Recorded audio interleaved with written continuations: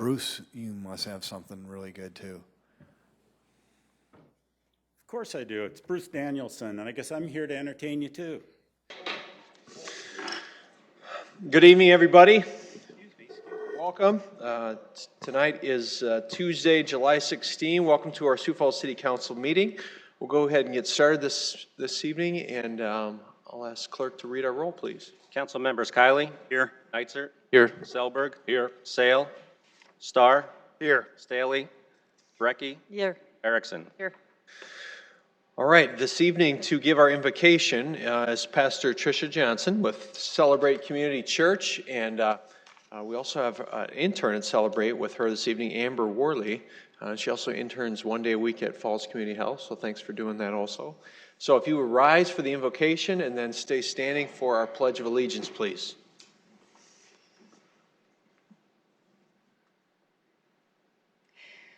Lord, we just invite you into this place this evening. I thank you for each and every person here that it took time out of their day to be present. Lord, I'm humbled at just being a part of the men and women that are standing here that had answered the call of the plan and purpose that you put in their lives to be a voice, not only for themselves, but for those in the community, Lord. And I pray this evening that we have a productive meeting that is both powerful and purposeful. And again, we just thank you for being present in this space this evening. And we lift this prayer up to you tonight. Amen. I pledge allegiance to the flag of the United States of America and to the republic for which it stands, one nation, under God, indivisible, with liberty and justice for all. Yeah, that's okay. Didn't give the intern an opportunity. She could have at least said amen.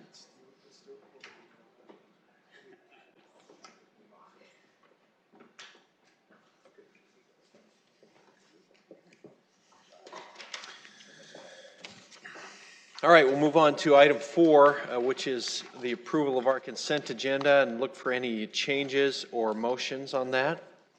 Mr. Mayor, if I could, please. Councilor Starr. Yes, I'm sorry, I flipped pages here and I lost the item number.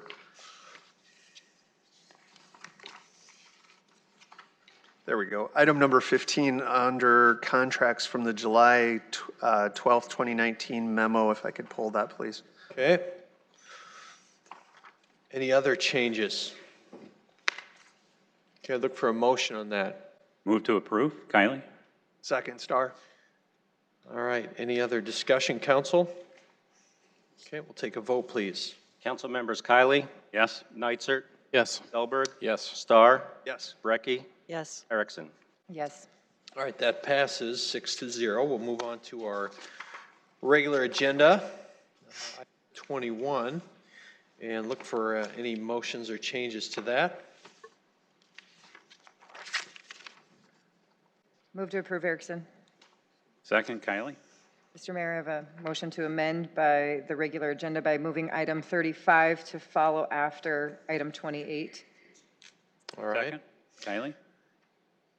All right, a motion to amend the agenda by moving item 35 following item 28. Let's take a vote on that, please. A vote on the amendment. Council members Kiley. Yes. Neitzer. Yes. Selberg. Yes. Starr. Yes. Brecky. Yes. Erickson. Yes. All right, that passes 6-0, so we're at the amended main motion. Any other amendments to make? All right, if not, any other discussion? We'll take a vote on that, please. Council members Kiley. Yes. Neitzer. Yes. Selberg. Yes. Starr. Yes. Brecky. Yes. Erickson. Yes. All right, that passes 6-0. We're at our general public input portion of tonight's agenda. As a reminder, input during this portion will last no more than 3 minutes per person, and in total lasts no more than 30 minutes. During general public input, the public is welcome to speak on any topic that does not appear later on in our agenda. For regular agenda items following general public input, comments are limited to 3 minutes unless the item is being presented for final adoption, in which case public input is limited to 5 minutes. For all regular agenda items, comments are limited to the agenda item under consideration at that time only. So at this time, I'd like to invite members of our public forward. And clerk, please note our time is 7:05.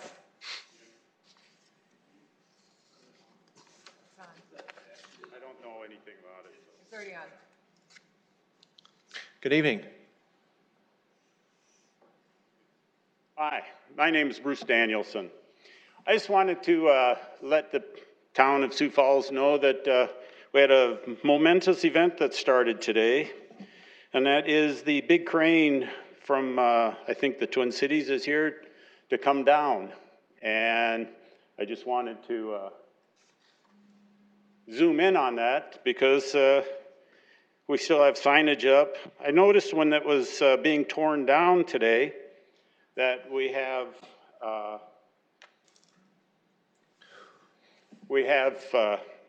footings, et cetera, that were put in for the retail part of it. And I am wondering how that's going to be paid for in the end with the lawsuit coming up. But it was kind of cool taking some pictures of it all. But I also wanted to make sure that everybody remembers that this should have never happened. We had a lot of chances over the last couple of years to shut down even the very thought of this.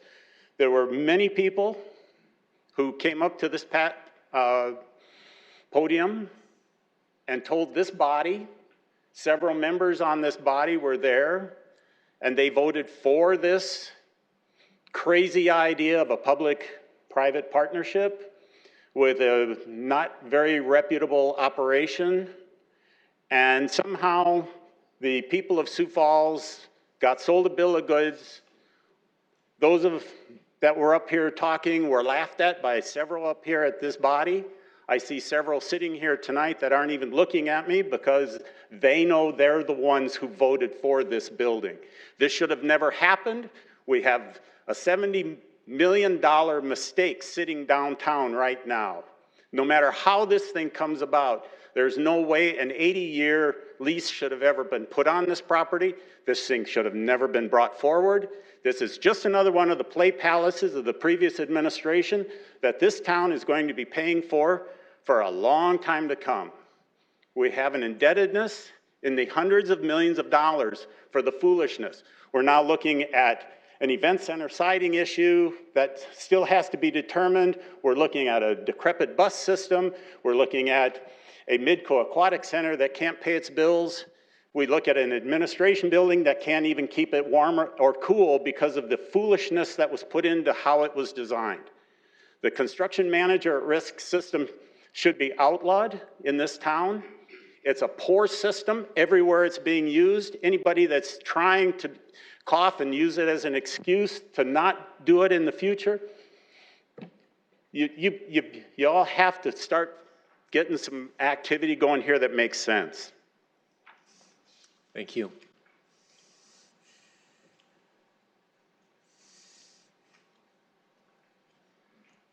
Good evening. Scott Harrisman, Sioux Falls. I think Bruce kind of covered some of the things I was going to talk about. We know why this happened, because of foolishness. The one thing that frustrates me the most is we've gotten no updates on what's going to happen with it. Number two, we've gotten no public apology from the people who approved this, even though the project was foolish. Everyone knew it was foolish. All the evidence was there that it was foolish, that it was never going to work, it was never going to happen, and it was going to fail. All the evidence was there. We have never gotten an apology. I've actually believed that any city employee or city councilor that was involved in approving this multi-million-dollar thing that's going to cost us millions and millions, the taxpayers, by the way, are the ones that are going to have to pay for this. We're going to have to pay for this mistake. I believe they should resign. I believe any councilor that was involved with approving this should resign. You were warned several times this was a bad idea. The evidence writing was on the wall. I think any city employee that was involved with pushing this should resign or be fired. It was a horrible, horrible project. There was person after person after person that warned you that this was a horrible project, and you kept moving forward because you had the last mayor's boot up your butt. It's terrible. Still no apology, still no explanation. People are still working for the city that were involved with this. How can we move forward as a city if we just go, oh well, $26 million Screw up. Oh well, let's move on. Let's deny beer licenses for movie theaters, but approve them for axe throwing places. You know, every time I see you guys make a decision, I just scratch my head. I don't get it. And no accountability, none. You still get your paycheck. You still get to go out on trips and to here and there, but you're apparently not learning anything from those trips. So, let's work on an apology first. Let's explain to the public where this $26 million, how we're going to pay for this. And for those of you who have any substance of guilt or being ashamed of doing this, you need to leave.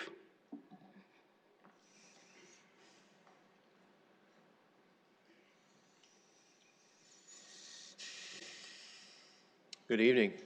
My name is Bob Peterson. I live on Charlotte Avenue in Sioux Falls, and I'm here to complain about a property that abuts mine. They don't mow the yard. They don't take care of the property. I called the code enforcement officer on July 1st. It needed mowing then. Nothing happened. I called on July 8th. Nothing happened. I contacted Mr. Starr via email, and he responded that he was going to pass on my concern, and nothing has happened yet. This property has been a nuisance ever since it went from an owner-occupied to a rental property, and the renters don't take care of it. The city drives by the front of it, and it looks good. They mow the front. It's an extra deep lot, a couple 100 feet wide. There's 5 of us that back up to it, and it's not mowed. And I'm not the only one that complains. And we'd like to see something done, and see something done soon, like tomorrow. I thank Mr. Starr for his response. And by the way, when I do call the code enforcement people, I give them permission to walk through my yard to observe this. But that requires them getting out of their car. You drive by the front, it looks good. You walk up to the back fence, it looks terrible. And something needs to be done soon. Thank you. Thank you, Bob.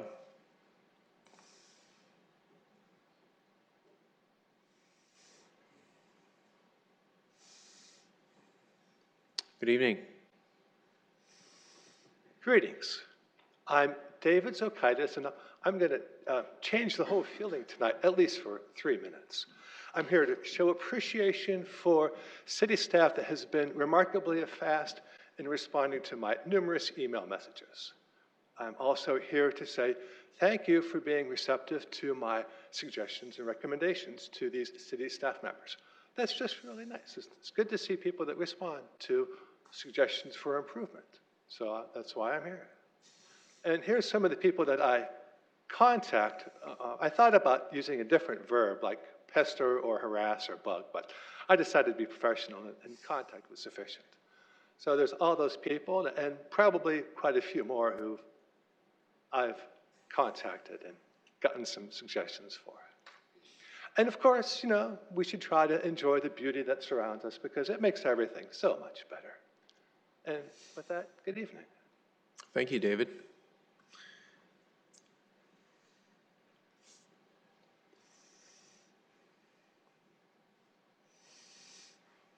Good evening.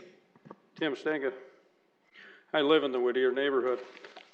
Got the newspaper today. This is a no-brainer. The citizens came up. Where's our screen here? The citizens came up and they talked about what was going to happen with the Whittier neighborhood. I blame the Huther administration. I blame the city council that was here when the Huther administration was here. I blame leaders downtown because the downtown people, they called these people the frequent flyers. We got to get rid of the frequent flyers. So what'd we do? We pushed everything from downtown again. We pushed it all in the Whittier neighborhood. When the Whittier neighborhood came in and started telling them we didn't want it because we knew what was going to happen. One thing you find out about between the city council and the mayor's office is we want sheep, We want people to shut up and we don't want to hear from you. And I think the city council people that I'm talking to, they know what I'm talking about. Because obviously they listened with deaf ears. I think what should be happening in the Whittier neighborhood is, one, maybe there should be police officers on bikes that ride through the neighborhood. They should stop and talk to the citizens in the neighborhood to find out what's really going on and what can be done. The police officers should be there 24/7 in that neighborhood. There should be one police officer there in the morning, one in the afternoon, one at night, at all times. Just driving through to let these people know that we are not going to let this happen anymore in this neighborhood. We are going to stand up. We're going to take this neighborhood back. I've been working with the city to try to clean up my neighborhood. So far, it's been working. There are some homeowners that are going to fight it a little bit, but eventually it's going to get taken care of. But the city has to step up and they got to take their turn. And I think this is the way to do it, is you got to show presence of police officers. You have to show them that we are going to stop this and we're not going to let this neighborhood go any further down. Thanks. Thank you, Tim.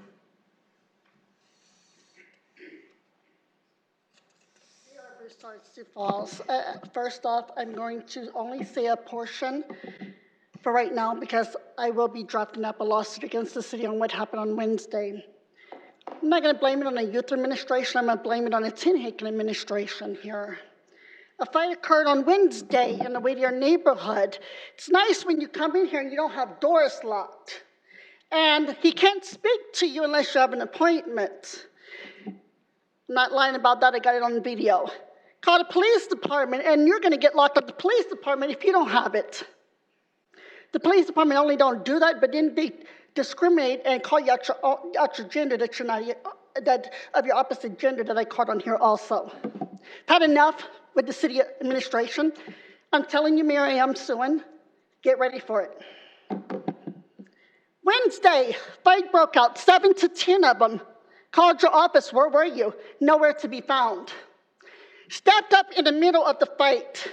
We have 3 officers on bikes wanting to come and all of a sudden help, and they watched the crime. Don't tell me I'm lying, I got it as evidence. Police officers letting it happen because it's a poverty neighborhood. I have thousands of people backing me, and I'm asking that we get a new mayor in 4 years. I have Tut Hill backing me up, I got Whittier neighborhood backing me up, and I got Central neighborhood. And mark my words, this is the truth and the whole truth and nothing but the truth here. It is a shame when we have the police department that the mayor don't put his foot down on the chief of police to sit here and let crime happen in a Whittier neighborhood and watch it and don't do nothing about it. And that's what occurred on Wednesday.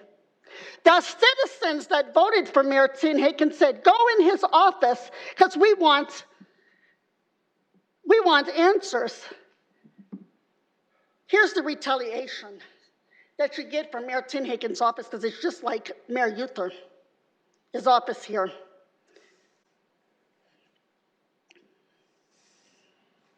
We have 1 police officer here and 2 cop cars here. We have 2 officers here on the block, and this was Wednesday. And then we have another police officer here, 2 of them.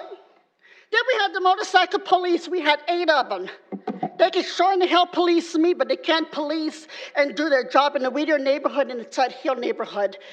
This election that's happening, I am going to advocate on new council members that cannot be on board with crime, and I am going to push that we have a new mayor that will open up his doors, listen to citizens, and take this crime off the streets because it's not happening.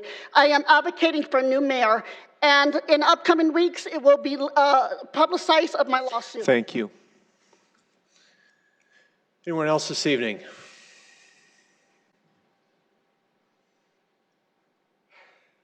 Good evening. Hi, Stephen Ciano. I came in here late. The past couple times I've been unable to make it. I do have difficulty, as I've made clear in the past.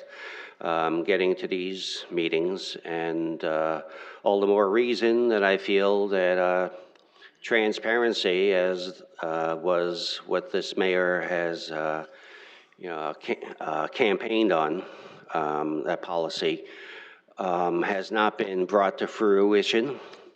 Because I have put stuff in writing and I've tried to get them put on a public record, and as far as I know, they haven't been. From what I understand, that is the situation. And I need to correct something.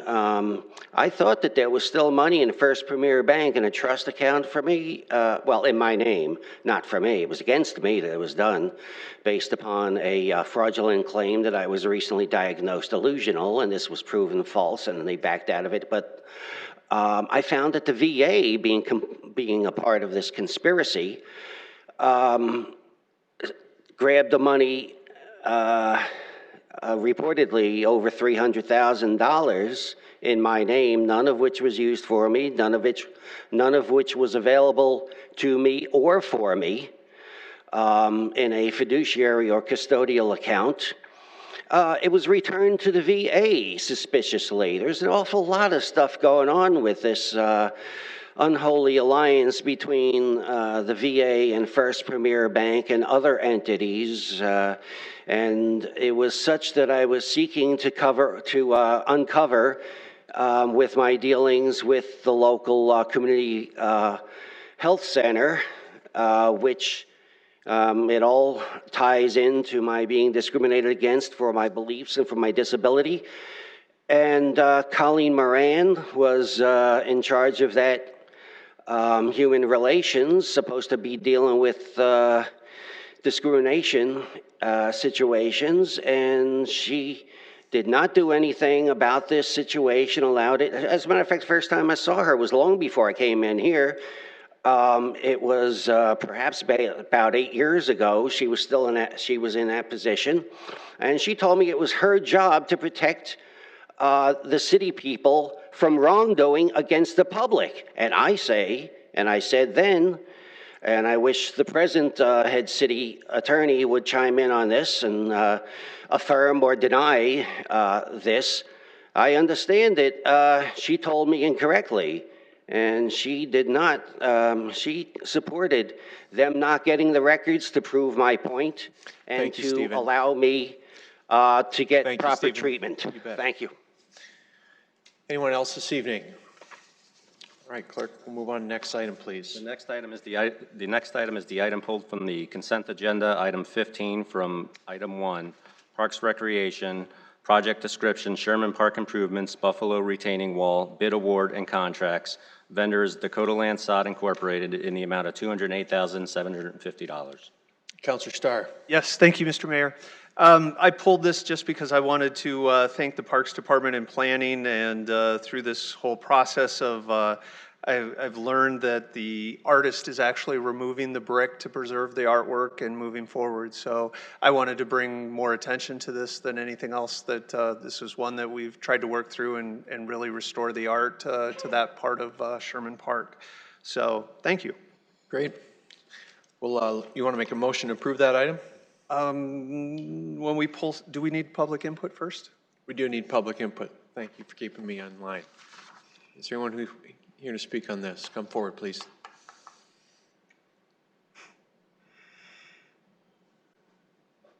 As somebody who was around, Bruce Danielson, as somebody who was around in the original construction of this monument to those that are buried in that hillside,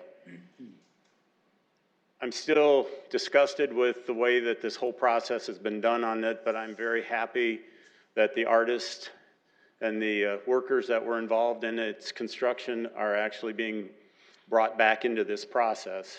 And I'm pleased to see at least the artwork that's in that wall is being preserved, even though that wall was designed to stand 1,000 years, and it could have stood 1,000 years had any diligence been done by this town to keep it upright. Thank you.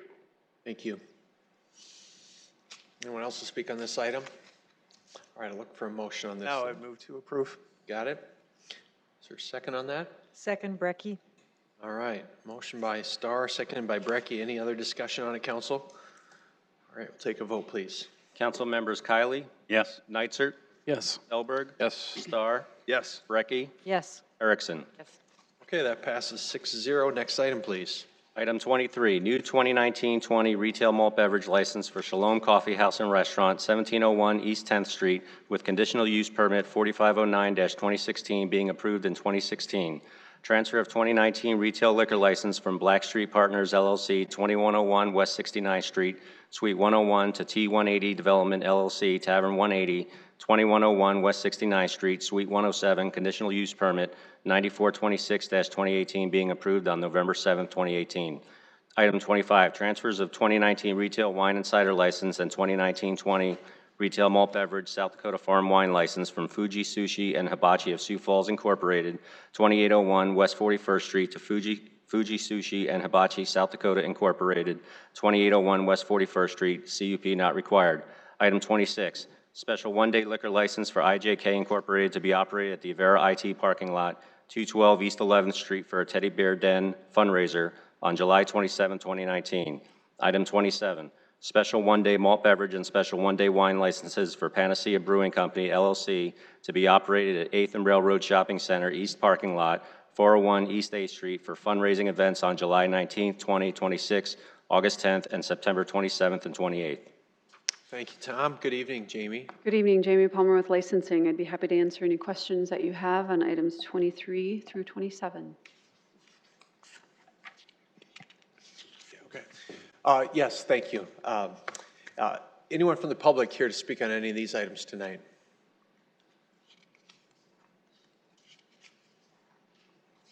Speaking on behalf of Shalom, Your name? Sierra Broussard, I think the city needs to, when she comes up here for licenses, that the city better understand how the system works here, because she didn't have no way of knowing what the process was here until she entered into the building. So if the city could, when she comes up for these renewals before today, that they can communicate to Shalom as well as the other individuals that doesn't understand what they're coming through with licenses, it would be appreciated. I'm going to be talking on, I told her I would speak on her behalf. Great. Anyone else here to speak on these items? Councilors, do you have any questions for Jamie on any of these? All right, look for a motion. Move to approve. Second, Nitzert. All right, motion approved by Kylie, seconded by Nitzert. Any other discussion? We'll take a vote, please. Council members Kylie? Yes. Nitzert? Yes. Elberg? Yes. Starr? Yes. Brecky? Yes. Erickson? Yes. Okay, that passes 6-0. Item 28. Item 28, second reading, an ordinance of the City of Sioux Falls, South Dakota, providing supplemental appropriations for funding improvements to the Sioux Falls State Theater.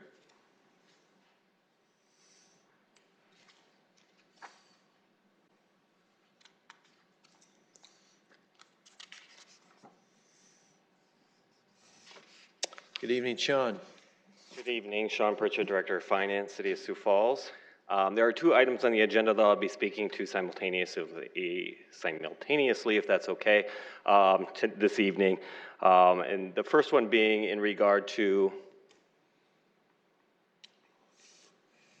the second reading of the supplemental appropriation for the from the entertainment tax of $1.5 million.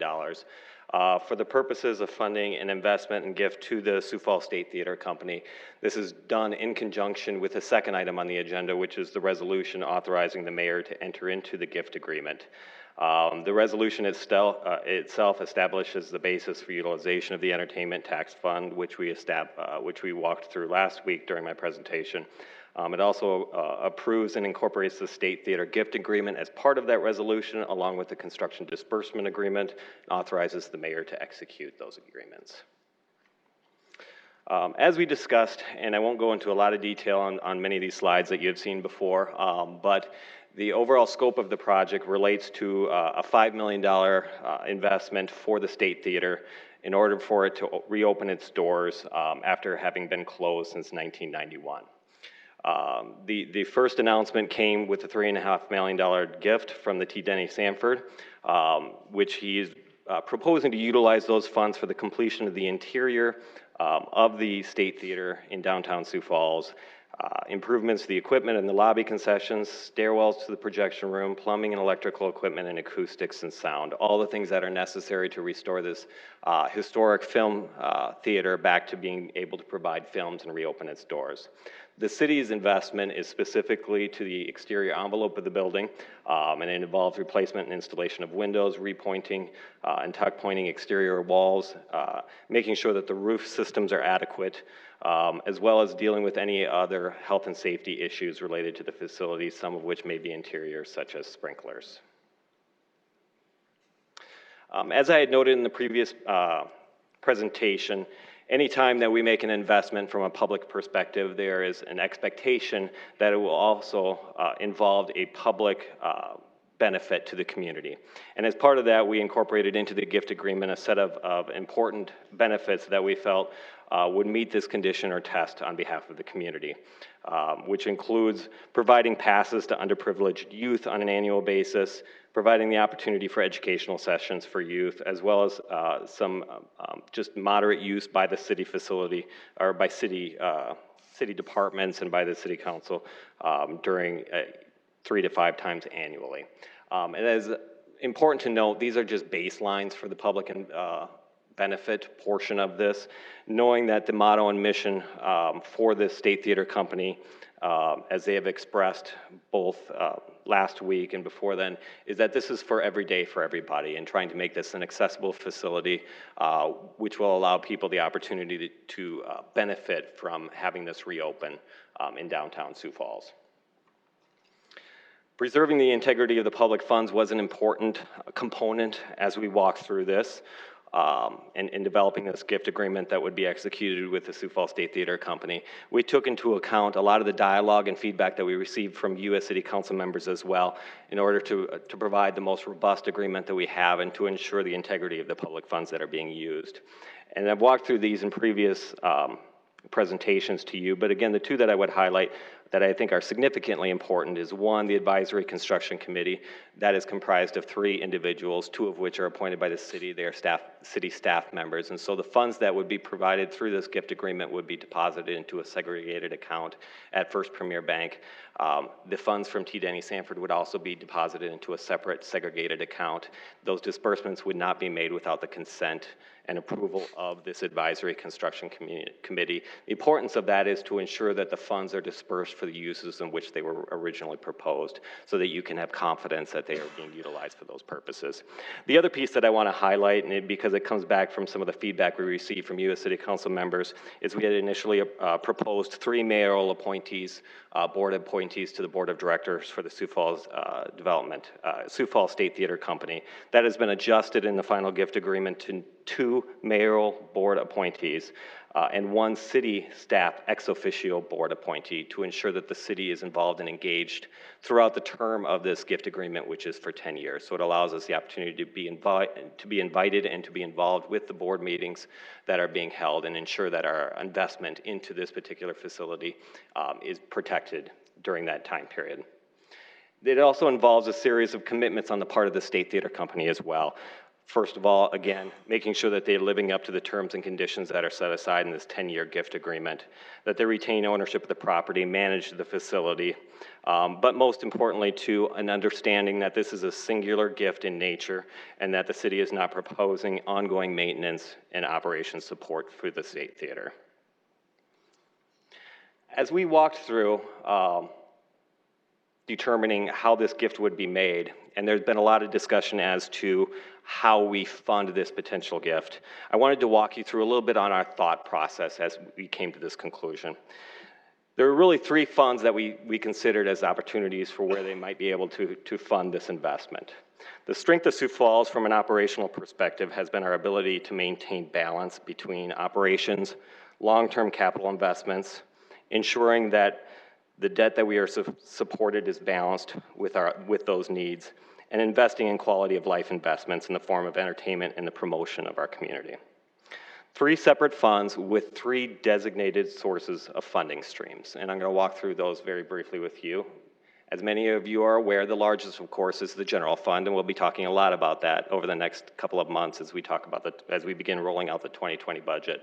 But in 2019, $165 million was the approximate amount of revenue that we believe would be generated into the general fund. The first penny in the property taxes are the primary drivers of this funding, and the real purpose and utilization of this fund is really goes toward funding those core city operational services. The second fund is the capital fund, and this is top of mind right now with the introduction of the capital program at the end of last month. But this is the fund funded by the second penny that goes toward capital funds. It also goes to support our debt service payments, which again, we want to maintain a reasonable balance with that so that we have cash flow and cash available for paying for the necessary capital investments in streets and so forth on a regular basis. And then finally, there is the third penny entertainment tax fund. It is the smallest bucket of all, but it is the fund that we utilize specifically for those entertainment type expenses and investments that we have made at a community. The source of the monies that come into that particular bucket of funds with the entertainment tax fund are generated by entertainment type activities. They come from bar and restaurants, the third penny on the liquor sales, the ticketed events, as well as lodging. And they come with restrictions on the part of both statute and limitations that are set by ordinance as well. As we look at that general fund, and I failed to mention, when we looked at the sales and use tax fund, that one was kind of taken off the table immediately because it requires us to own an asset. And when a determination was made that it was best for us not to own the facility or to acquire an asset, that took that potential funding source off the table. So that leaves the general fund, and it also leaves the entertainment tax funds. When we look at the general fund, again, that is really a fund that funds a lot of our core operations, and there's a lot of demands for the funds within that. It funds our public safety, it funds snow removal, it funds public health, it funds the maintenance of our recreation operations, and it funds our library operations as well. All of our core government services are funded through the general fund. And so as you can imagine, there are a lot of demands for those particular funds to make sure that we're meeting the needs of those core government services. As far as our general fund and the reserve balances, we look at this not just on an annualized basis, but we look at this for several years out. And what I tried to show here is kind of our reserve balance from 2012 through our projection of 2026. And so this is our projections as of June of this year, which we're continuing to update as we button down on the 2020 budget, which will be introduced at the end of this month. But what I wanted to show here is you'll see that those balances, they do reduce over time. You can see between 2012 and 2016 that there was some reduction in that balances. And as a policy threshold, you set that 25% threshold of we trying to maintain that balance within the reserve fund. We had good revenues that came in 2018 above expectations, so we did add to that fund. But however, we are continuing as we prepare for budgeting for 2020, looking at where that reserve fund, based on those forecasting models, based on where we expect expenses to go, where does that hit that 25% threshold? And that's where we back into. So every year we budget something to come from reserves to pay for those core services. We back into that number based upon where we think we're going to hit that 25% going out. And based on these modeling, it was in that 2025, 2026 year. So then we backed into how much reserves we anticipate could be utilized to pay for core government services. The reserve plays a key and critical role for the city of Sioux Falls by hedging against uncertainty. We live within finance on a motto of plan and adapt. We plan for what we know, but we also have to adapt for the things that we don't know. What we don't know yet is how much snow we're going to get at the end of this year. We do know that we've spent most of our snow budget, and we do know, as I've stated to you previously, that we do have to do a provisional supplement for snow. And we're going to have to make a determination as to how much that is. We try to incorporate into our forecasting how much of that we may need to use. But again, we don't exactly know. That is part of our adapt philosophy. That is one of the reserves provide us a tool in order to adapt to those type of uncertainty of those events, whether it be snow or flooding or economic downturns. But the reserve also gives us the opportunity to smooth out fluctuations in future spending. So when we bring a fire station online and we're adding 12 firemen to our payroll, we're able to smooth out the impact of those one-time events in future scenarios as well. The other bucket that we looked at was the entertainment tax fund, and this is the one we ultimately suggested supporting for utilization of this gift. Predominantly because it is a fund that is used predominantly for entertainment type activities. Right now it supports the T. Denny Sanford's Premier Center, our investments in the Washington Pavilion, the Orpheum. And as you can see, there is a nexus between what we're doing with those facilities and what the proposal is for the State Theater. But it also operates and helps us fund the Convention Center. It helps our support for the Sioux Falls Stadium, and it also provides a small portion of the operating support that we do provide to the zoo. The entertainment fund has restrictions. You can't just use the funds for streets or snow removal or public safety or other core government services. They are designated for specific purposes like entertainment and promotion. It's simple, but it has meaning for the general public to know that there is a balance and that this investment in the State Theater doesn't detract from the city's capacity to invest in the core functions of government going forward.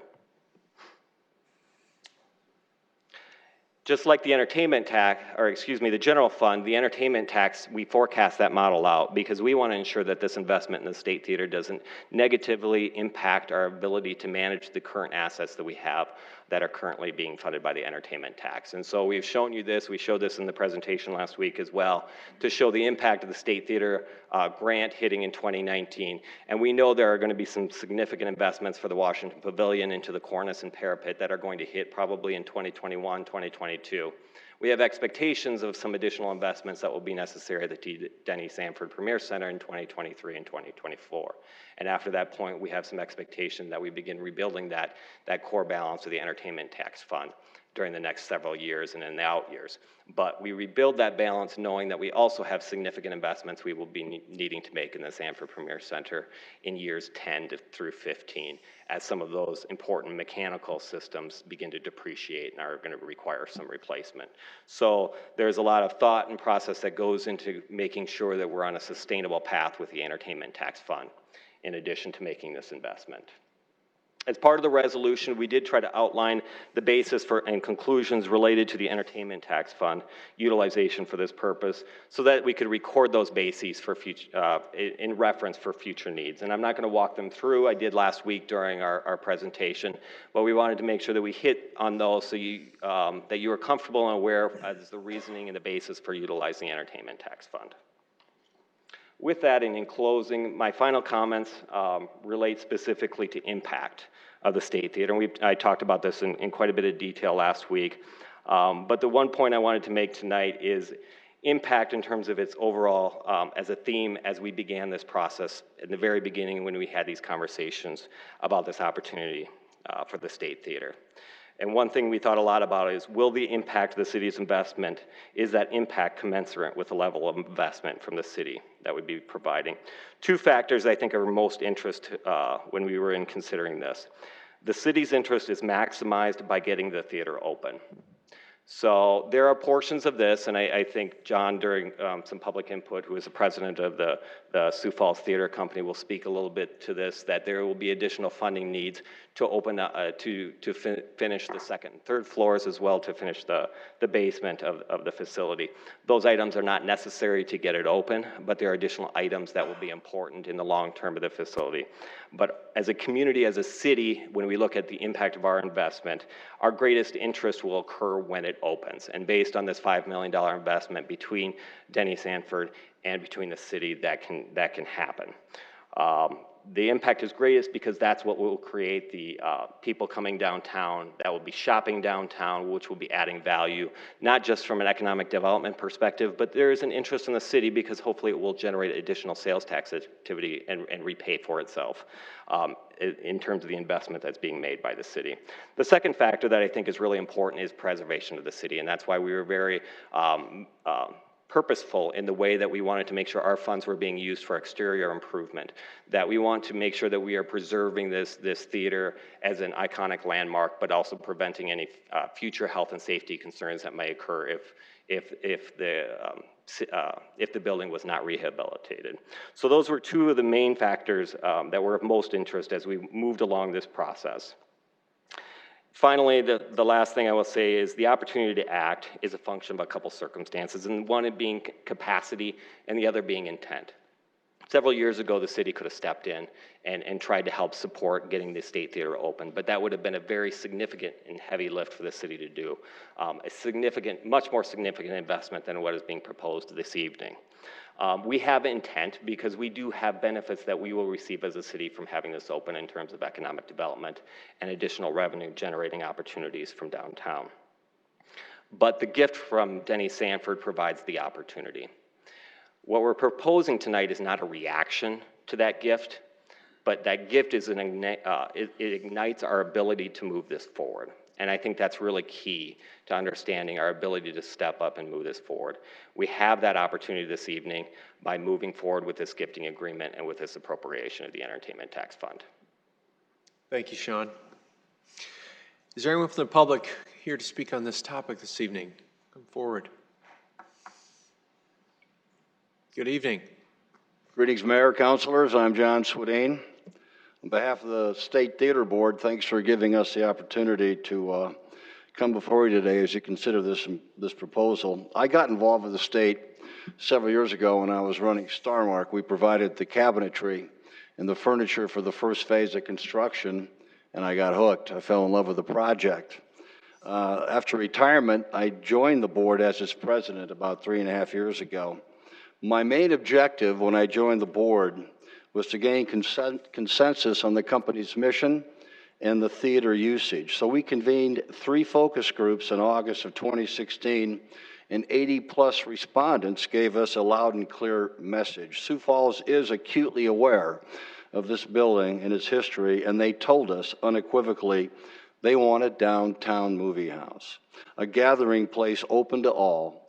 They want their state theater back. We established a fundraising plan to do just that. The feedback we've received since the public announcement of Mr. Sanford's gift and the city's investment has been it's been amazing, and it's been very positive. I learned of the passion for the State Theater project during my meetings these last 3 years with hundreds of people, civic groups, nonprofits, and anybody else that would listen to us about our story. Sioux Falls does love this place. And you know what else they love? They love telling their personal stories about their experiences in the state. I got my first kiss. Asked my wife to marry me. I didn't, but somebody did. You won't believe the last movie that I watched in the State Theater before it closed in 1991. And there's more and more and more. People have a link to this place. Allison works out of the theater. She can tell you about the door rattling that goes on all day long. People want to get in that place. And by the way, Allison sends her regards. She's in Philadelphia right now at the League of Historic and American Theaters annual conference, meeting with potential suppliers, qualifying suppliers, and continuing her training. So the question for us today is, are we going to greenlight this phase of the project? And yes, there are other questions as well. What's the plan for the next phase to restore the balcony and the upper floors of the theater? What's the ongoing fundraising plan? Well, first, on a personal note, I've financed the fundraising efforts for the last several years and a lot of the operational costs of the theater. I didn't make this investment to see the project half done or uncompleted. And I can speak for our volunteer board on this. We aim to raise the funds to restore this entire theater. We've all done fundraising at some level and know it's challenging. The biggest challenge we faced, frankly, nobody believed the place was ever going to reopen. Mr. Sanford's gift changed that. His gift and the city's investment will enable this theater to open and begin generating revenue. Denny texted me a few months ago and wrote, and I quote, "Now let's make this theater work. Promise. And disprove the non-believers, ! 3 times. Now here's how the theater will work. Our plan calls for recreating something we call the state experience, restoration of all the magnificent 1926 Beaux Art. Luxury seating, that's one of Denny's requirements. State-of-the-art visual and audio capabilities, and the state experience will be available to everybody every day, which is consistent with the State Theater Company mission. And we are courting the non-believers. I mentioned the calls I've received since the public announcement. They have been encouraging, but I got a call from a very prominent business person last week, met with him and his wife on Thursday, and he said, "John, it looks like it's really going to happen. How can I help?" The plan Continue meeting with high potential donors. Events like our Stars statue and the State Gala. Sponsorships. We have a $1 preservation fee on all tickets for future generations. This is very typical for a nonprofit theater operating paradigm. And we are a 501c3. Fundraising is in our blood. Fundraising is a way of life for us. We'll never stop. And new donations will go to restoring the rest of the building. Priorities of the balcony, we want the additional capacity and revenue. Second floor restrooms, additional concessions bar, and a rentable gathering space, and we also want to do the third floor. Denny's plan to create a private-public funding source is a lot about leverage. The city has the opportunity to leverage this their $1.5 million investment with Denny's $3.5 million gift, and now the state plans to leverage those gifts to raise the funds and complete the theater. Mr. Sanford, Mayor Tenhaken, and I began, I'm running out of time. Can I keep going? We'll give you an extra minute. Thank you. Mr. Sanford, Mayor Tenhaken, and I began our dialogue last October. I got to tell you, your city team is thorough. Sean and the team got engaged in the due diligence process, and they were indeed diligent. A business plan, 5-year operating pro forma, financial, structural engineering studies, pre-construction meetings, evaluating funding sources, and much more. So several months later, here we are, presenting our case to the City Council. I don't need to reiterate the obvious benefits of restored and operating state theater: economic lift, cultural impact, employee attraction, quality of life enhancement, and much more. This magnificent movie palace will bring tens of thousands of people downtown year-round. It's a real game changer for the city. So on behalf of the State Board, I want to thank Denny Sanford for his first foray into the art space and enabling this project. To Mayor Tenhaken, thank you for your vision and leadership. And to the City Council, thank you for your consideration of the proposal. And let me just leave you with one thought. I can sum up in a few words. It's time to finish downtown. It's time for the State Theater. Thank you. Thank you, John. Anyone else here to speak on this tonight? Good evening. Hi, Stephen Ciano again. When I saw the photo op with Mayor Tenhaken and T. Denny Sanford promoting the theater from within the theater, I thought, here goes some more smoke and mirrors, bread and circuses. Let's keep the people well-fed, distracted, and they won't pay attention to the things that really matter the most.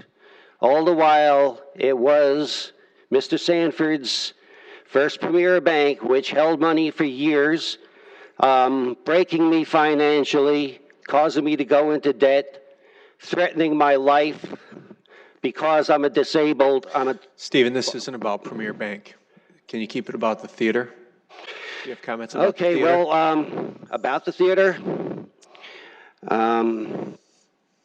I see it as possibly good that Mr. Sanford would put more of his money in and not require anything from the city. But once again, smoke and mirrors and bread and circuses. Thank you. Anyone else to speak on this topic tonight? Come forward, please. Good evening, Jason. Mayor, members of the council, thank you very much for the opportunity to appear before you. I'm very proud to speak on behalf of our... It's got to have you state your name there, buddy. Sorry. Keep it official. Jason Ball, President and CEO of the Sioux Falls Area Chamber of Commerce. Thank you.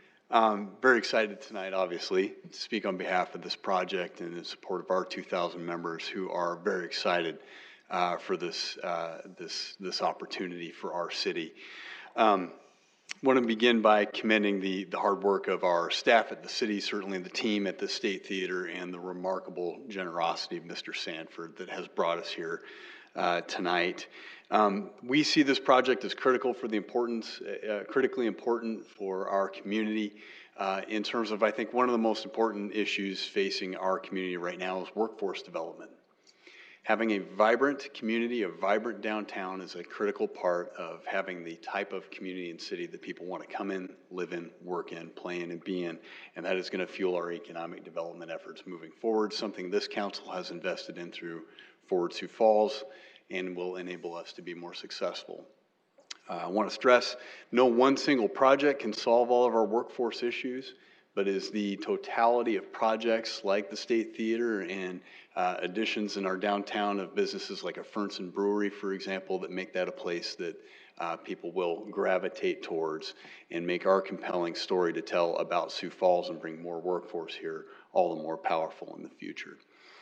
The Chamber is very proud of our work with the State Theater Company back in 2011 through our community appeals process, where working with the business community, we were able to contribute $1.2 million towards that initial campaign, which was co-chaired by Joe Hankin and Dave Fleck, and focused on the significance of that iconic building in our downtown and what the historical legacy will mean. Moving forward, we see this as a good use of city resources, obviously well leveraged by a partner like Mr. Sanford, and that investment is going to be returned many times over in our community. I think together with the $5 million of investment of public and private dollars, we're going to provide the completion of work to allow the State Theater open to the public for all to enjoy. Moving forward, that infusion of private investment dollars as our downtown continues to grow and receive investment from the private sector will just be a catalyst for our community to grow in the future. So we believe this ordinance before the council is a win-win. I want to ask you to support that partnership with a yes vote tonight. Thank you very much. Thank you, Jason.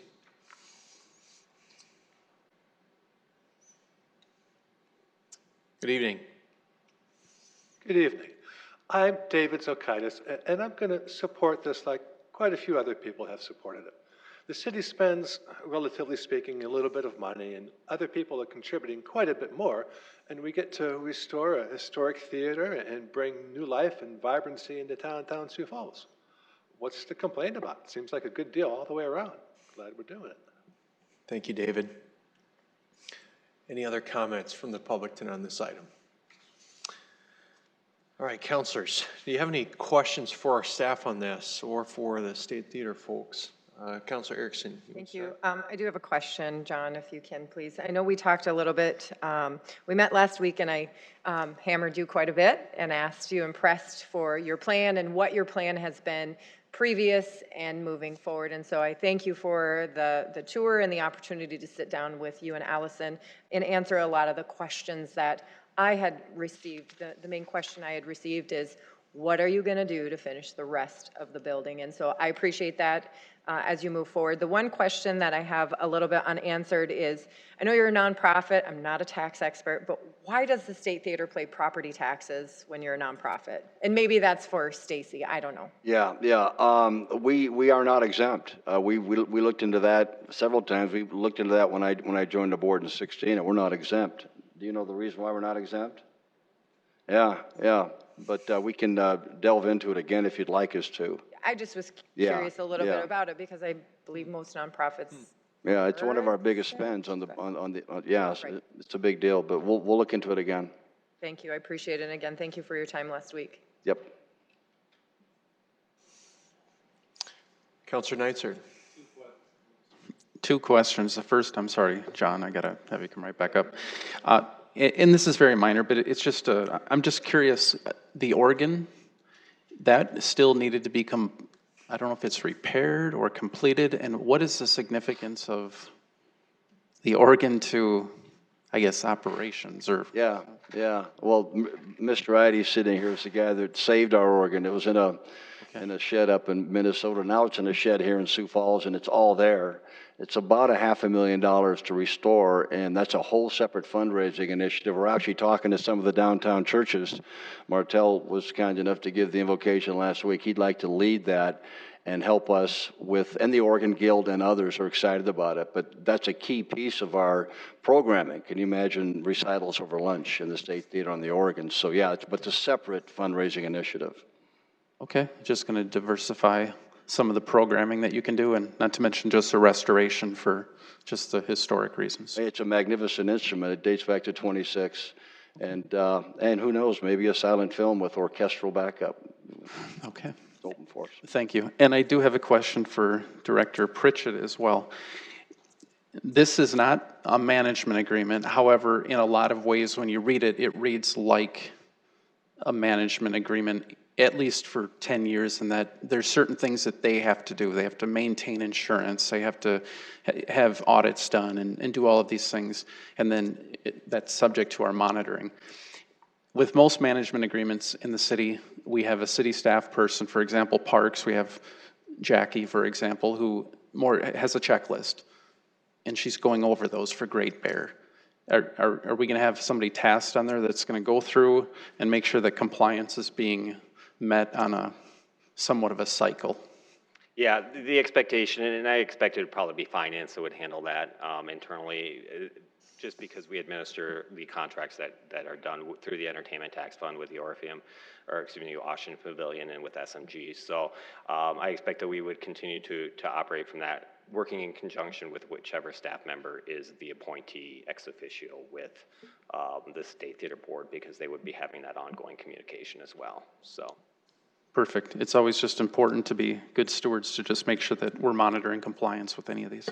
The other question is, after 10 years, I'm looking at the State Theater gift agreement. I think I read it this way. After 10 years, all of the obligations on both ends essentially extinguish. Is that fair to say? Correct. So the gift agreement retires at that point, as would the requirements of the gift agreement. Okay, so they're free. They're free. They run their business. We're not overseeing anymore, and we're just 10 years is the sunset. Yeah, so we felt it was an appropriate amount of time given the level of investment that we were making into the facility, but at some point it should be released from those restrictions, similar to where we've structured other agreements. And I completely agree with that. I don't want to be around for 50 years micromanaging given this particular size of the gift, although it's enough money. It's not $70 million or an ongoing thing that we own. So very good. Okay, thanks. Thank you, Counselor. Other questions, Counselor Starr? I did the same thing. First of all, thank you, Director Pritchett. This is probably, since you've been on board, the third or fourth time where I've expressed concerns, and you've done a great job of coming back with answers to those questions and concerns, and I really appreciate that. May disagree policy-wise, but I at least respect and really appreciate you following up with those concerns. I'm trying to match up some of the numbers that I not only used last week, but planned on using tonight. Did you use May 31st numbers for reserves, or the numbers that I was looking at are a little bit different than where I was at? Did you use June? So no, we would be looking more encompassing. So we base it off the 2018 end of years, and then what we'll do is we'll make adjustments for where we anticipate we'll forecast for this year. So how much do we think, if there's going to be turnbacks, we'll add that back to the reserves from the end of the year. We'll also factor in additional, so we'll look at the budget in its entirety. We'll look at the budget specifically and expect that the budget will generally be expended other than what we normally turn back. The reason why we don't necessarily look at an individual month is that can kind of distort the way we look, because that, between April and May, we had about a $25 million infusion of cash from property taxes that we went from, about a $40 million available balance to almost $64 million. So, I mean, it really adjusts on a month-to-month basis. Makes sense. Because we're in a mid-year of our budget and this is, a one-time gift and things, did you look at cuts, or did the administration look at what we could do rather than just taking money from savings or reserves? Did we say, you know what, we could cut back here. We've got some give backs that we're anticipating because we're halfway through the year, basically. Did we look at any type of cuts that way rather than just spending savings? Not specifically, more so because we know we have some additional expenses. So each of the departments manage to what their budget is. We have some expectation that there was always going to be some turnbacks, but we didn't specifically delineate those cuts, more so because when we look at that, we're more responding to other uncertainties that might occur, whether it's an economic downturn or such. So not specifically in regard to the State Theater. The other question that I had, if I can, Mr. Mayor, we learned earlier today that we are planning to bond for fire station number 12. So that would adjust some of the planning, long range, the examples that you gave in the forecasting the reserves, correct? Wouldn't adjust that because that will be out of the second penny. So it adjusts our availability for funding in the capital program for 2020, but not necessarily our general fund reserves. But you used it as an example in the chart. That's where I guess I was confused.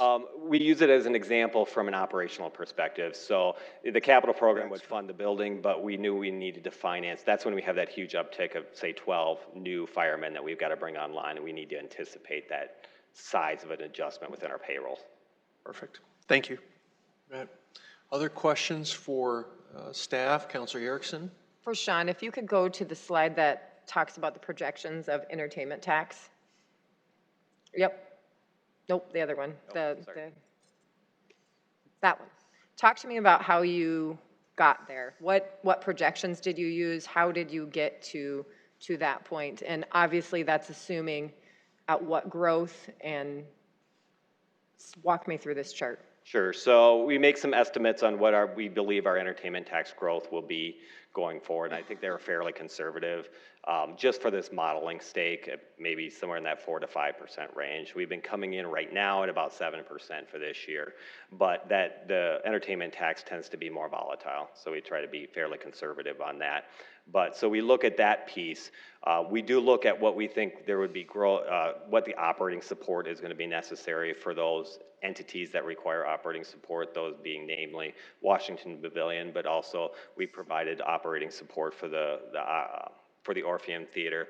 I think we also project some operating support from the Convention Center side as well as the Canaria Stadium.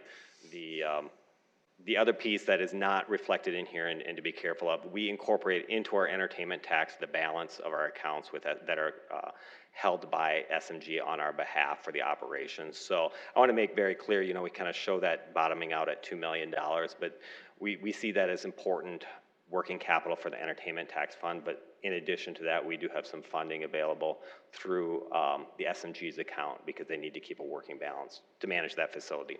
Completely a side note, but I want to make sure that we're clear in regard to that. Then what we do is we sit down with each of those entities, the management companies, every year and on an ongoing basis really, but definitely during capital program and planning time. And we schedule out exactly what their anticipation is, both in the short term over the next 5 years, what their expectation is for when we will need to make certain capital improvements, and then those get programmed in and they get modeled out as part of this forecast. But in addition to that 5-year outlook period, we've also worked with SMG in relation to the Denny Sanford Premier Center, where they've taken modeling that they've done for the US Bank facility and others around the country and say, okay, based on what you know at other facilities, when do you have expectations of when we need to start incorporating things like replacing the ribbon board and such? And we've modeled those out sometimes 15 years in advance. Great, thank you. Look to get a motion on the floor, and we can move into any discussion. Move to approve, Erickson. Second, Brecky. All right, move to approve Erickson. I'll give the second to Councilor Brecky on that. Discussion amongst the council on this. Mr. Mayor? I'll go to Councilor Neitzert first and then over to Councilor Starr. So since I wasn't here last week, I'll just quickly summarize kind of where I've come to on this. It was a bit of a journey. Really, it was a lot about just philosophical thoughts about the proper use of dollars and what buckets maybe does it come out of.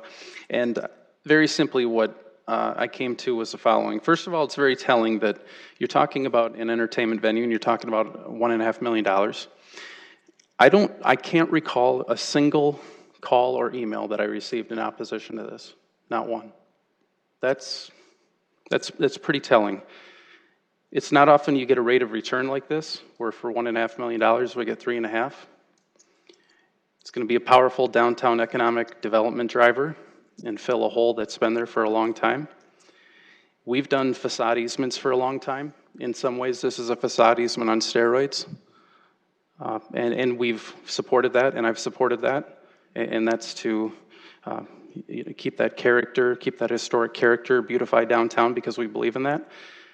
This is promotion of the city. But maybe the biggest reason is something that people have learned to value in the last couple decades is historic preservation. There was a lot of buildings that we lost during urban renewal. And in this particular case, you really can't put a price tag on historic preservation. And so that's a big, big piece here. So with this investment, we're going to save a huge crown jewel and a landmark. And I think that alone is a very, very compelling argument. So I'm going to be happy to support this. Thank you, Councilor. Councilor Starr. Thank you, Mr. Mayor. I would move to amend by replacing entertainment tax fund under funding source with general fund. Okay, there's a motion for that. Is there a second on that? I will second only because I know it's important to Pat to discuss it, but I do not intend to support it. No, Counselor Starry. thank you, Mr. Mayor.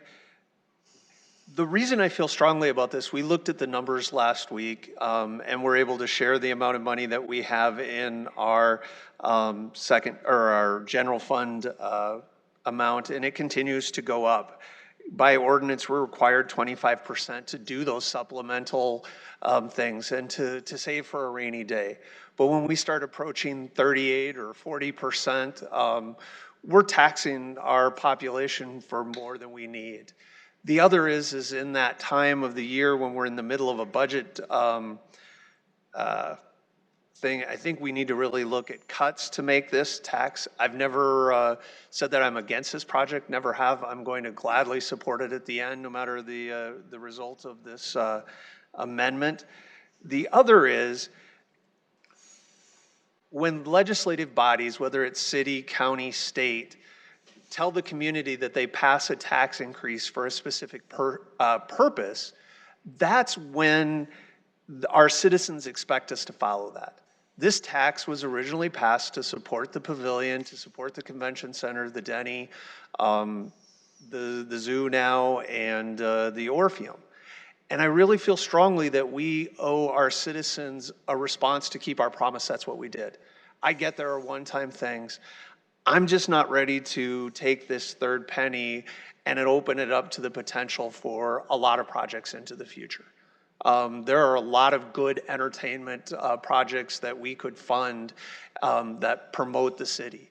I think this stretches the idea that this promotes the city. This is a capital expenditure to fix a building that's needed, and that's why I felt that it was important to move that funding source to the general fund.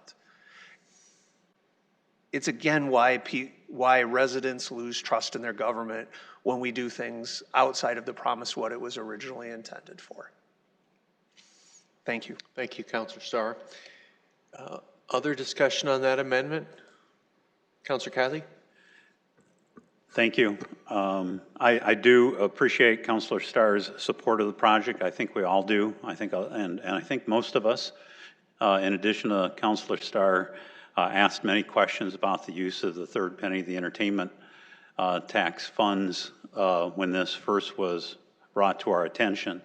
For me, I've had those questions answered sufficiently, and I, like Councilor Starr, I have said several times in my 5 years on the council that we do owe it to our citizens to use the reserve funds in a prudent fashion, because after all, the money in the reserves is taxpayer money.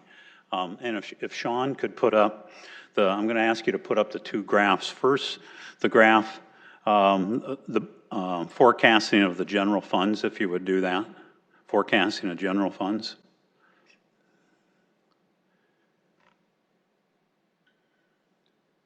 And then it'll be the entertainment tax forecast after that. There we go, good.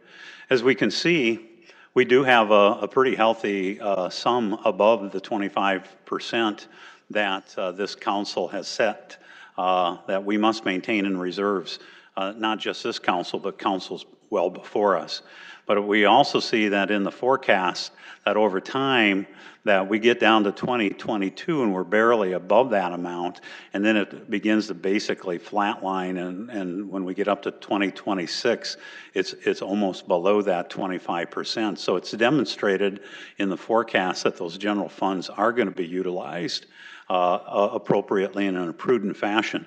If we can now go to the entertainment tax fund forecast. Thank you.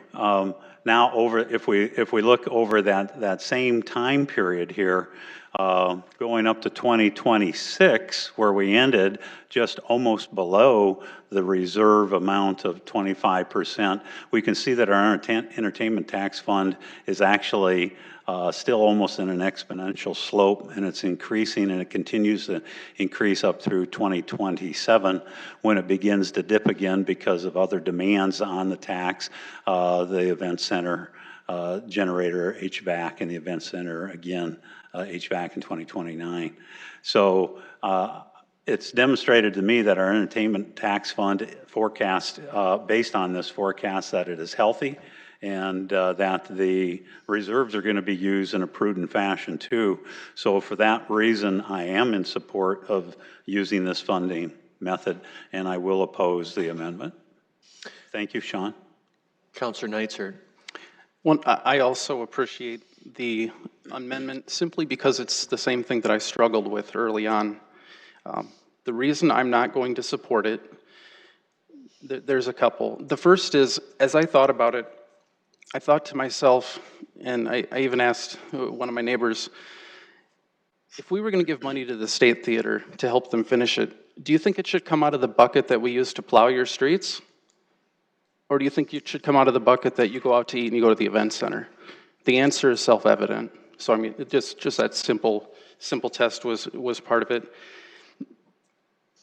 I was concerned about precedent as well. That was really one of my hangups about funding this at all was, am I setting a precedent? Is somebody else going to come someday? And it may happen. But what it came down to for me was, what we have here is we have the historic nature and we have the gift. There's a lot of other venues, when they come to us, they're not going to have that.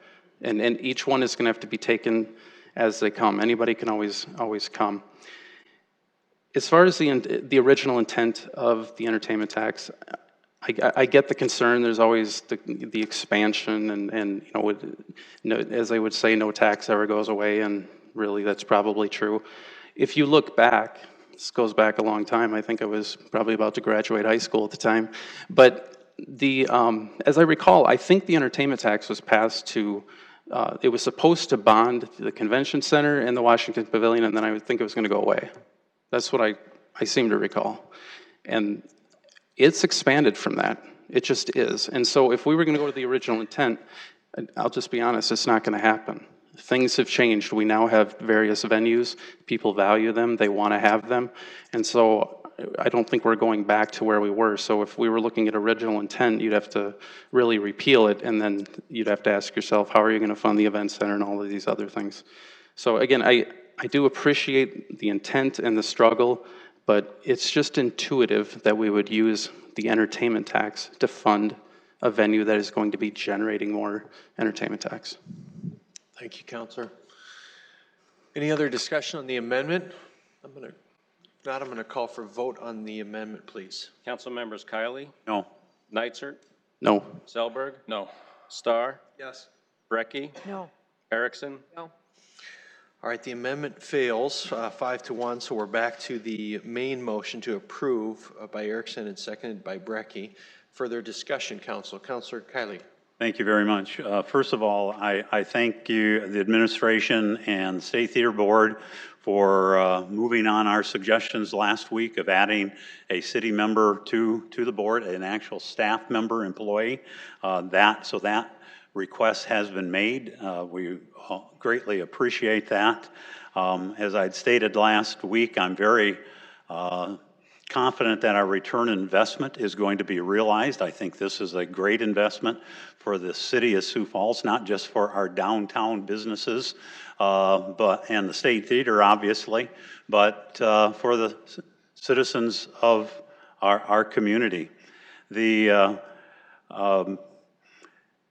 I'd be remiss to say, too, if I stated that this all started with the Denny Sanford gift, because that would not be giving service to the Film Society and the State Theater Board that really got this kicked off years ago. But I kind of equate it to a camper out there trying to start a fire, first with sticks, and we get the action going a little bit. And then we come along with Flint and we get a little more reaction going. Denny Sanford comes in with his butane torch and really gets things going. And we just add a little bit more fuel. So that's the activation energy that was really needed to get this going. So I'm thanking all involved for keeping the State Theater alive over the years so we could get to this point where we can actually bring this to fruition. And I look forward to the opening of the State Theater in the coming year, and I fully support this. Thank you, Councilor. Councilor Selberg. Thank you, Mr. Mayor. Yeah, thanks to all involved. I think this really is an exciting project. I mean, especially this donation is such a rare opportunity.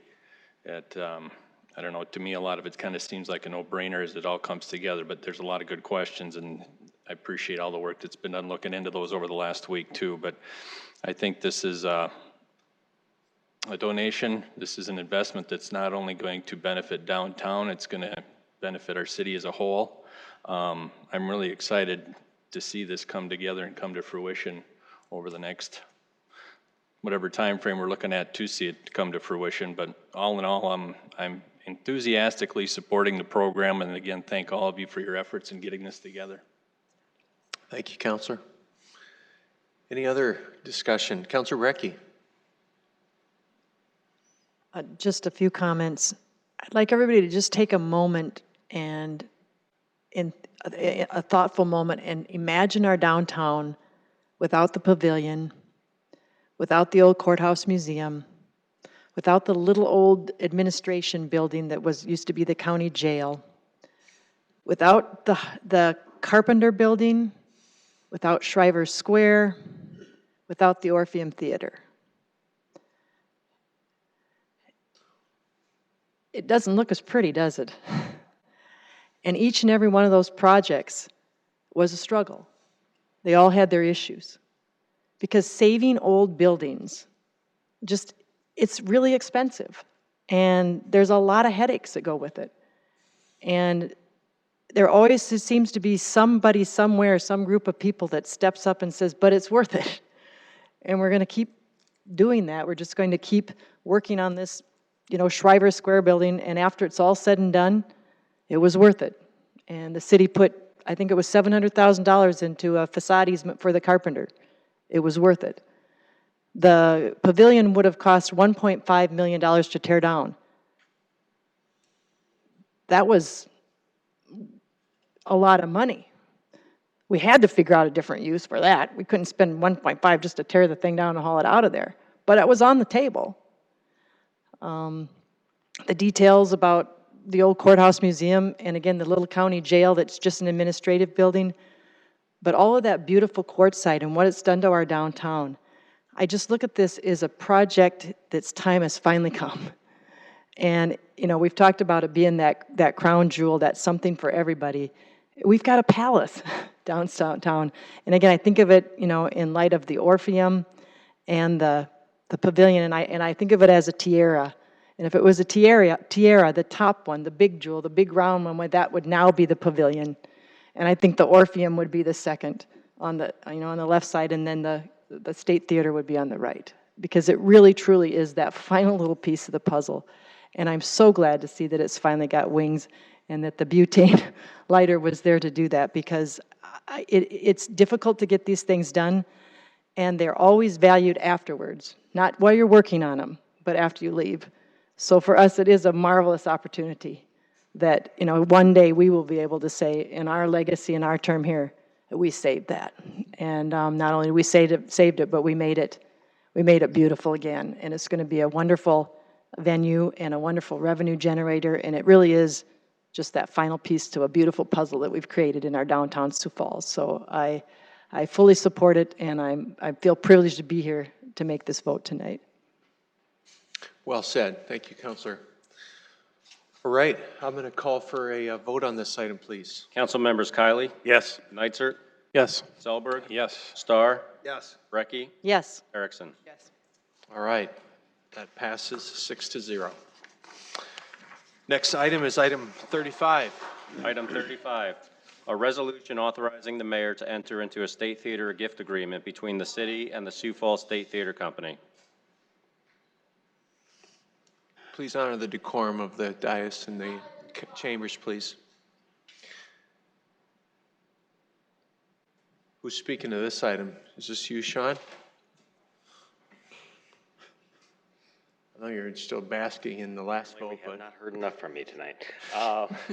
So this is the resolution that I was speaking of in the presentation. So this would be the resolution that would authorize the mayor to execute the gift agreement and the construction disbursement agreement on behalf of the city of Sioux Falls.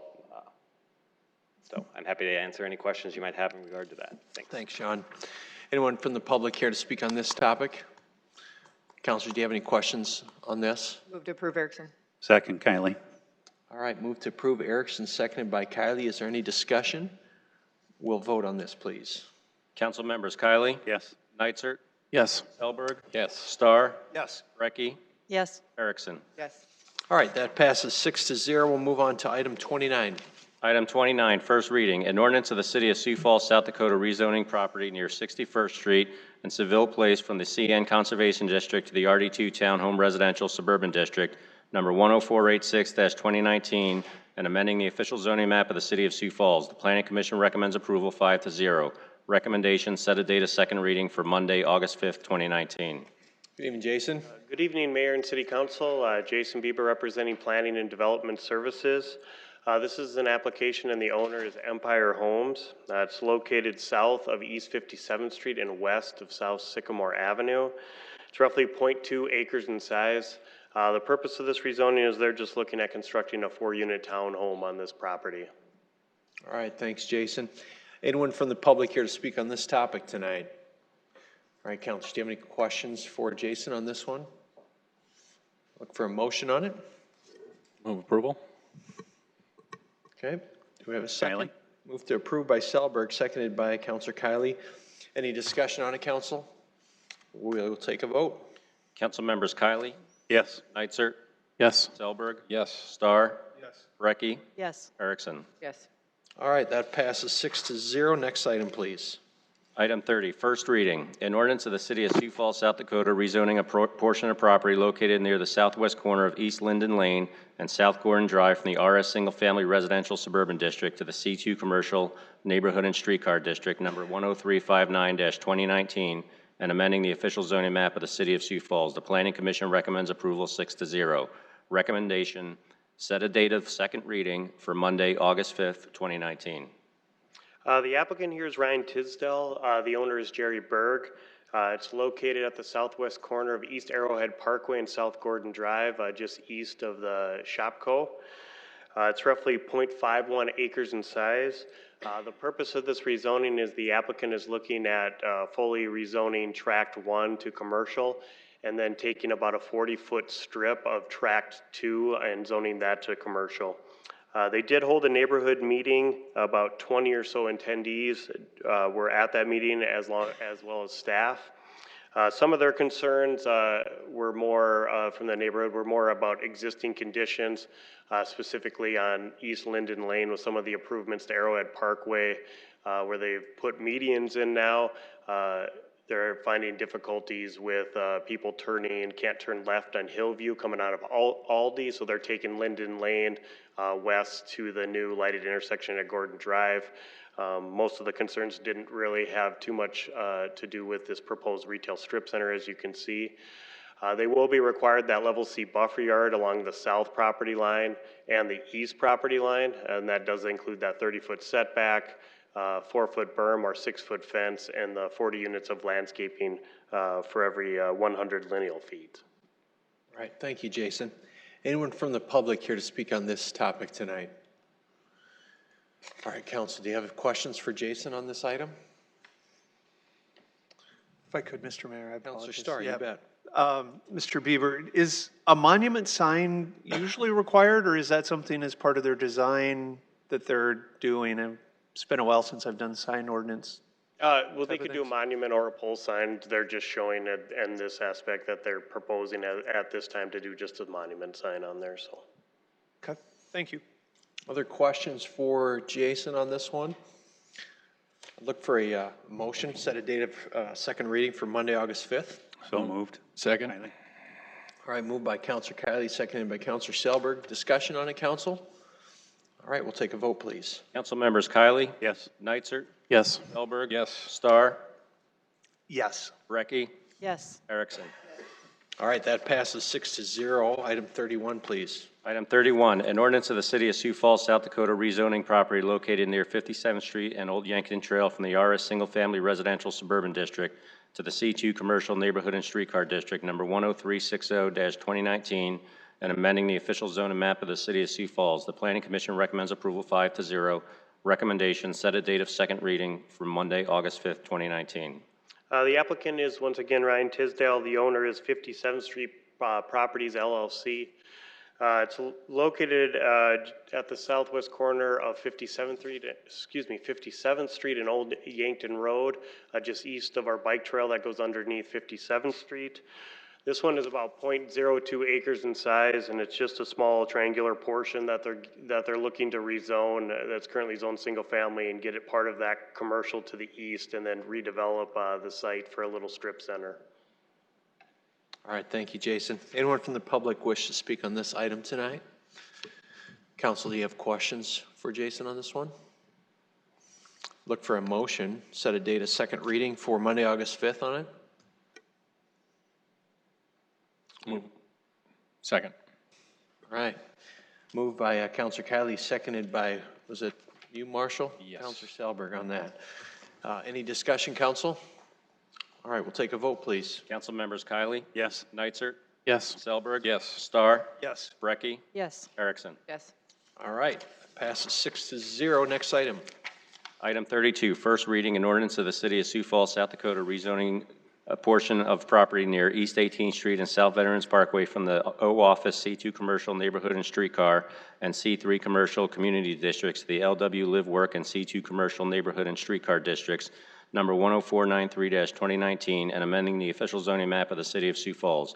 The Planning Commission recommends approval 5-0. Recommendation, set a date of second reading for Monday, August 5th, 2019. The applicant and owner here is Bill Dolly with Dolly Farms. It's located north of East 26th Street and west of Veterans Parkway. It's about 10.84 acres in size. The purpose of this rezoning is they're looking at shifting Highline Avenue a little bit to the west and then rezoning the C3 and the office district to a live work district. And then there's a northern lot that they're proposing to rezone to C2 commercial. The live work portion will then be utilized by a large office user. We'll be constructing a building on there. All right, thanks, Jason. Anyone from the public here to speak on this topic tonight? Councilors, do you have any questions for Jason on this item? I look for a motion to set a date of second reading for Monday, August 5th on it. So moved, Neitzer. All right, do I have a second? Second, Kiley. All right, motion by Councilor Neitzer, seconded by Kiley. Any discussion, council? All right, we'll take a vote, please. Council members Kiley? Yes. Neitzer?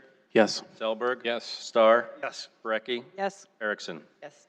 Okay, that passes 6-0. Next item. Item 33, an ordinance of the City of Sioux Falls, South Dakota, rezoning property located east of Interstate 229 and north of East Rice Street from the CN Conservation District to the I-1 Light Industrial District, number 10497-2019, and amending the official zoning map of the City of Sioux Falls. The Planning Commission recommends approval 5-0. Recommendation, set a date of second reading for Monday, August 5th, 2019. The applicant is Greg Rubin. The owner is also Doris and Greg Rubin. As we indicated, it's located east of Interstate 229 and north of East Rice Street. It's about 23.8 acres in size. The purpose of this rezoning is they're looking to do some future industrial development. All right, thanks, Jason. Anyone from the public who would like to speak on this tonight? Councilors, do you have questions for Jason on this? Mr. Mayor? Councilor Starr? I guess more from a philosophy standpoint, Jason, would it make more sense for us to wait to approve something like this until they have a plan and what the use of the land is first? Not necessarily this project, but in general. I mean, we seem to make some of these changes prior to knowing what the plan is and what's coming in. Is this our one bite at the apple to say this is an appropriate use for the land, or? It is our opportunity to rezone it, your opportunity to approve it or deny it. This is, in staff's opinion, appropriate use. There's kind of light industrial along East Rice Street. Another factor with this specific property is it is significantly located within the special flood hazard area. And honestly, there's not a lot of development options within that. So the light industrial to be able to build warehouses works pretty well within that special flood hazard area. But then by that same degree, wouldn't that make sense that it stay conservation rather than? Well, there's being a flood hazard and I know that's their risk to take, but. There's a large portion of it that can be developed, and I believe the northern portion, they are working with the City of Sioux Falls Parks and Rec Department about donating some of that for a trail also. So there will be some buffer between the Big Sioux River and this. I think they're just ready to start developing part of it. Sounds good. Thank you. Any other questions for Jason? Councilor Neitzer? And I think you answered the first one. I was figuring that that might be part of the Great Bear Bike Trail alignment. That would make sense right along the river there. And it might be useful to note that I-1 is light industrial, which means that it's got to take place basically in the building, and you can't have dust and all kinds of. I-2 gets into the heavy industrial where you can start getting to making all kinds of noises and smells and things that are escaping the building. Everything pretty much has to stay in the building in I-1, which is why it's usually like a warehouse or something like that. So it's not going to be a hugely objectionable, I guess. Yeah, and we also do have the requirements for screened outdoor storage for anything in the I-1 zoning district also, so. Which is something I would be a little sensitive to consider, with the greenway going through there, so. Great, thanks. Any other questions for Jason? Councilor Kiley? Jason, when we do remove a piece of property from the conservation, do we consider putting another equal-sized piece of property that's not zone conservation into it so we don't continue to lose green space throughout the city? That doesn't really, I guess, come into a factor with this specific property just because it was probably just conservation, because that's probably what it's been zoned for a long time. Probably the previous ordinance had it zoned as conservation. So they're not really giving up any conservation area. I think, as I had indicated, they're probably the northern portion of this may get zoned down the line as part of the Parks and Rec, as recreation as for the bike trail. But there's not that thought process, I guess. So. Okay, thank you. Other questions for Jason on this? All right, look for a motion, set a date of second reading for Monday, August 5th on this. Move approval. Second, Brecky. All right, motion by Selberg on that and seconded by Councilor Brecky. Any final discussion, Council? We will vote, please. Council members Kiley? Yes. Neitzer? Yes. Selberg? Yes. Starr? Yes. Brecky? Yes. Erickson? Yes. Okay, that passes 6-0. We'll move to item 34. Item 34, first reading. An ordinance of the City of Sioux Falls, South Dakota rezoning a portion of property located at 3209 North Wayland Avenue from the RD1 Twin Home Duplex Residential Suburban District to the C2 Commercial Neighborhood and Streetcar District number 9847-2019 and amending the official zoning map of the City of Sioux Falls. The Planning Commission recommends approval 6-0. Recommendation, set a date of second reading for Monday, August 5th, 2019. The applicant here is Dean Jaspar. It's located east of Cliff Avenue and south of East 34th Street North. It's roughly 0.97 acres in size. The purpose of this rezoning is the applicant is looking at redeveloping this lot. He's looking at zoning it commercial and then doing some screened storage and parking lot in a combination with the existing automotive business to the west. They did have two neighborhood meetings, one on March 18th, which had about 23 attendees, and then one on June 16th, which had 2 attendees along with staff at both of those meetings. Their main concerns were noise, light pollution, current traffic patterns. They did have some stormwater concerns that this property could turn into a junkyard similar to the insurance auto auction to the north, and other things like that. The applicant has worked pretty well with his engineer and through city staff to come up with kind of a more detailed engineered site plan that's showing the BMP that should take care of the stormwater concerns of the neighborhood. They also are going to have to provide that buffer yard along the east, south, and north property lines, which will give it the landscaping. Another note is in the commercial district, they're not allowed to do a junkyard. All vehicles that are stored on here have to be operable. They can't be permanently stored there, and they have to be able to be run. Another consideration when staff looked at this is we are concerned with the neighborhood or the commercial encroachment into the existing neighborhood. This property that was for sale, the applicant did buy this portion. There are still 2 lots to the east that are vacant, as you look on the aerial here, that are zoned twin home. So those will stay residential, and any traffic and any vehicles from this property will all be directed to the west over to the existing property, then up to 34th Street and to Cliff Avenue. So there shouldn't be any commercial traffic going through the existing neighborhood. Okay, thank you, Jason. Is there anyone from the public who would like to speak to this item tonight? Councilors, do you have questions for Jason on this one? Councilor Brecky. Yeah, I was having some trouble with this one. I did notice that it's got a 6-0 vote from the Planning Commission, but, you know, we've been talking a lot about affordable housing and, you know, like as the hospitals grow, when they have these houses, you know, where they could move them. And this is one of our neighborhoods that, you know, where there is affordable housing, and this is, you know, the residential, you know, housing that's the way it's zoned, and it's residential all around it. And we're actually letting the commercial just kind of encroach into that residential zoning. Did you have those discussions? I mean, it certainly seems like I applaud you on the neighborhood meetings and you've addressed all the neighborhood's issues, but I guess from a bigger perspective, if we kept it this way, there would seem to be, you know, multiple opportunities in that area, you know, for, you know, some houses to be there. Yep, great comments, and we do anytime we get some residential going to commercial, specifically within an established neighborhood, we do take that very seriously. We do look at those aspects on if it could work for housing. I think these particular 3 lots, as you can see up there, they've been for sale for a long time. And I think that this lot would be difficult to develop for housing just because you'd have to put a street all the way through from Wayland to get into there to do anything. So I guess as staff, we looked at the best maybe use of this, and it probably would stay vacant unless the applicant to the west was able to acquire it to kind of expand his auto repair business. And then there's still those opportunities with those 2 lots facing Wayland to construct a twin home on there or another single family house. So. Okay, thank you. Councilor Neitzer. So just devil's advocate, what about Monument Place as an access point, depending on how that was developed? Let's say if somebody was going to do affordable housing.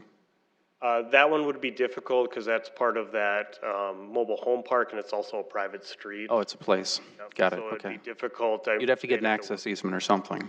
They'd have to work with the Mobile Home Association or who's ever running that to get permission to that.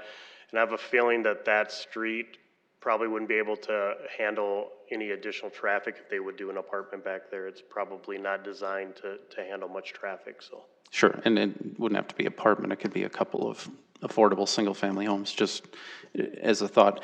Tell me what use is that specifically? That's adjacent to it that's looking to expand? Is it an auto repair shop or? Yeah, he's an auto repair shop and then a dealership, and the applicant can probably get into it a little bit more at second reading, but I believe he wants to redevelop his existing shop, construct a new building, and then just use this for some additional storage of his stuff. Okay, that's starting to, automobiles. so there's also auto sales that happen here too? I believe so, yeah. Okay, I'll have to check into that because I was thinking it was maybe auto repair and I was thinking, sure seems like a lot of cars and but if they're doing auto sales. However, I am going to take a close look at it because anytime you're talking about changing residential into a parking lot, you know, so need to know more. Thanks. Other questions for Jason? That's Councilor Brecky. I would just make one comment.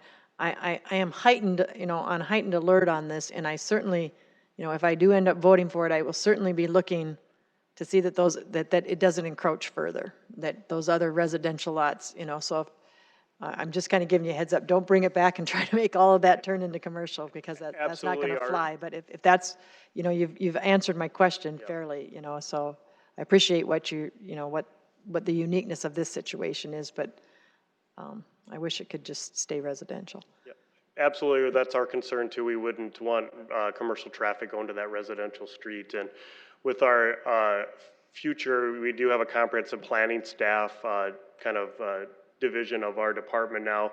And that's one of the things that they may take on is kind of looking at a long-range plan for this entire neighborhood to try and get down something that we can kind of go off for the future instead of trying to piecemeal different things. So. Thank you for that. I think that'd be a wonderful idea. Because it's that whole neighborhood has that issue of the mixed commercial being plopped right into the residentials, and it would have been nice to phase all those out and just have it truly be residential up there. Other questions for Jason, Council? I'd look for a motion, set a date of second reading for Monday, August 5th on this. So moved. Second. All right, it's moved by Counselor Kiley and seconded by Counselor Selberg. Any final discussion here? All right, we'll call for a vote, please. Council members Kylie, Yes. Nitzert, Yes. Selberg, Yes. Starr, Yes. Brecky, Yes. Erickson. Yes. All right, that passes 6-0. Item 36. Item 36, a resolution advising and giving consent to the appointment of members to certain citizen boards, those being Aaron Norman to the Planning Commission and Jacqueline Cole to the Zoning Board of Adjustment. Aaron or Jacqueline here by chance? All right. Well, welcome Aaron and Jacqueline to that. Anyone here to speak on this item tonight? Okay, councilors, do you have any questions on it? Councilors, Nitzert. Yeah, I just want to comment that thanks to anybody who serves on a citizen board, it's a big deal. I see Jacqueline's being reappointed to a board that I was on in a former life. And Aaron Norman, who I served several years with on the Zoning Board of Adjustment, has now been appointed to the Planning Commission. And thanks to Steve Gasper, who's finished up 10 years. That's a big deal. 10 years on things like the Planning Commission and the Parks Board. That's a huge amount of dedication. There's no pay for that every month. So big thanks to the people that serve on boards. For sure. Thank you. All right, I'd look for a motion to approve this then. Move to approve, Nitzert. Okay, seconded by Counselor Brecky. Call for a vote on that, please. Council members Kylie, Yes. Nitzert, Yes. Selberg, Yes. Starr, Yes. Brecky, Erickson. Yes. All right, that passes 6-0. Any new business tonight, council? Move to adjourn, Star. All right, motion adjourned by Starr. Do I have a second on that? Second, Nitzert. Second, Nitzert. All those in favor say yes. Yes. Opposed, no. It's carried. We are adjourned. Thank you. You can't.